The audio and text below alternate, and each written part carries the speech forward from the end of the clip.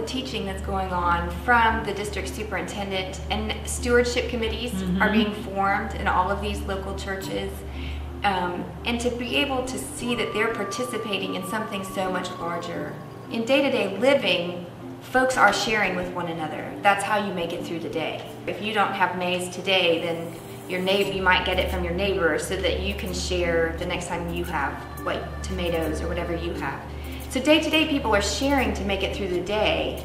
And then to say we're part of the United Methodist Church that's trying to share across the country. So if you can participate today in this offering, know that we might be able to give fertilizer to some of your brothers and sisters in a different part of the country. And so it is this constant learning about what it means to be the body of Christ. That if you have some today, someone else is in famine. And so how do we share? But that's a learning because they're already making such sacrifices in their daily lives to survive. To then say, but if we give in the Spirit of God, and they truly believe, and this is taught from the indigenous leaders, that there will be a blessing.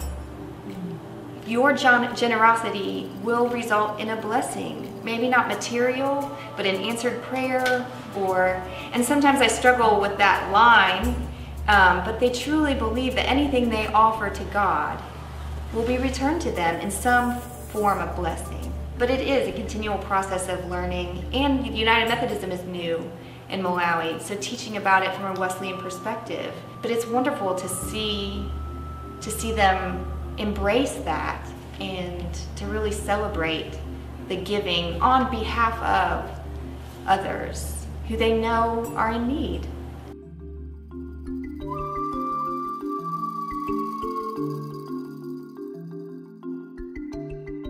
The acts of generosity that were the most profound were not the things that I saw in worship. It was the things that we would experience and see in our day-to-day lives, and the relationships and interactions that we would have when we were meeting with people, or in a pastor's home, being served chicken in the most remote, dry, very impoverished area you can imagine, and they're bringing you a Coke. I mean, just things like that. Really, it's much more personal and profound when you're receiving the generosity directly from someone who you know, and that was the most impactful for me. When mission teams would come, that was one of the harder things for them, was to receive that generosity.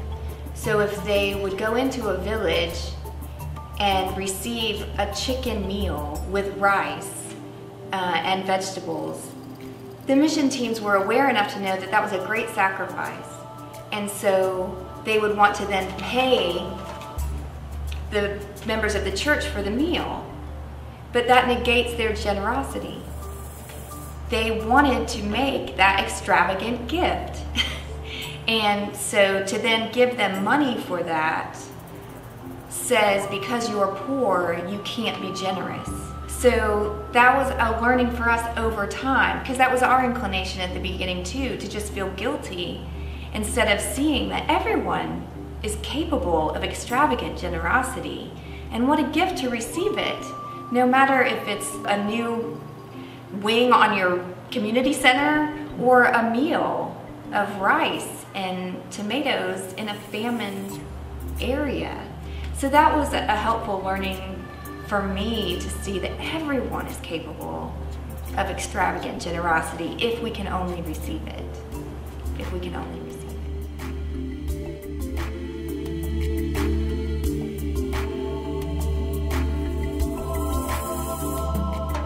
And it's so true that in order to receive, in order to allow an act of generosity to play out, you have to be willing to receive it without strings attached. And that takes a certain amount of focus and spiritual discipline and sort of presence to recognize that act of generosity at the moment it's occurring. And that becomes even more challenging just culturally. I remember one time we were visiting a pastor, and on the drive back to his parsonage, he said, "Tell me, Jeff and Kara, why do you guys always go stay in hotels when you come to visit pastors?" And we didn't really have a good answer. We just sort of assumed that we weren't invited to stay, you know. And in America, you don't just show up at somebody's house, you're invited to come stay. And it just never occurred to us. And he was sort of elbowing us a little bit and razzing us about, why don't you ever just stay with us? And gosh, we were, well, I don't know, I never thought about that. You never invited us. And he just laughed and said, well, we don't invite people, you just show up and we'll take care of you. So it really does require a lot of discipline and attention, and really thinking about every situation that you're in. Otherwise you can miss things.